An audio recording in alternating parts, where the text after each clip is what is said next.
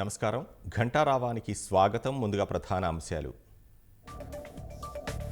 గులకరాయి దాడి కేసులో వెలుగులోకి కీలక విషయాలు. తెదేపా నేతల పేర్లు చెప్పాలని ఒత్తిడి చేశారన్న దుర్గారావు.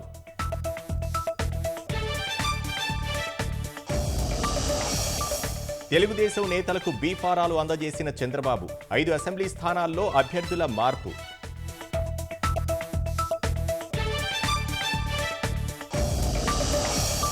ప్రచార వేగం పెంచిన కూటమి నేతలు. సూపర్ 6 పథకాలు వివరిస్తూ ఓట్ల అభ్యర్థన.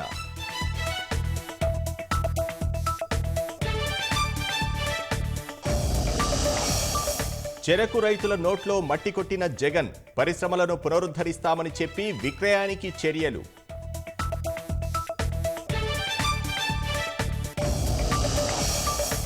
న్యాయ రాజధాని అంటూ కనీసం మంచినీళ్లు ఇవ్వలేదన్న షర్మిల. 5 ఏళ్ల పాలనలో కర్నూలుకు చేసింది శూన్యమని విమర్శ.